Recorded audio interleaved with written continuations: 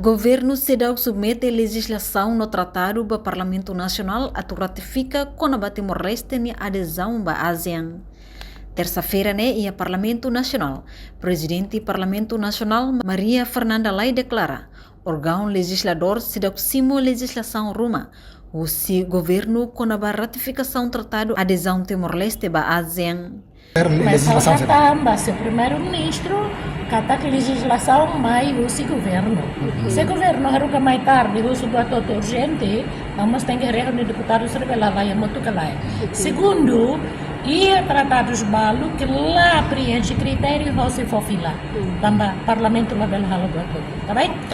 Enquanto vice-ministro assunto parlamentar, Adérito da Costa louva a declaração do presidente da Associação Nações Sudeste Asiático e a Cimeira ASEAN, badala hat nulo resingning, nebe apoio tebes Timor-Leste hodi adere ba ASEAN.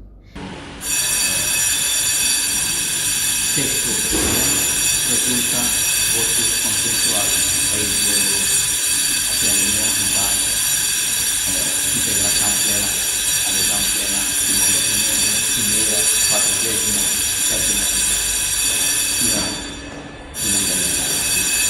e no contexto ini quando fila waktu Timor-Leste ini convocatoria dari yang Konsul Indonesia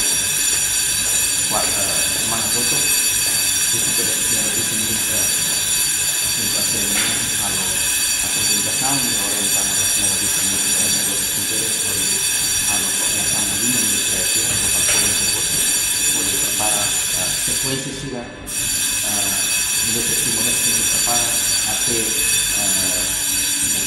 Cimeira firma ini agenda nomor 5 itu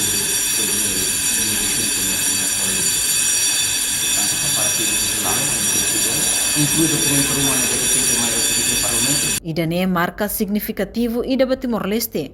Hodi reflete parceria nebe metin liutang, confiança mutua no inspiração, hamutu co Estado membro ASEAN. Reportagem Melda Fátima, Televisão Timor-Post. Janela informação ba emogoto. Atua tem informação atual dia kliu. Kita haluha, hane yang botão subscribe, like. Halo comentário no Farre Tutang ba media sosial hotu.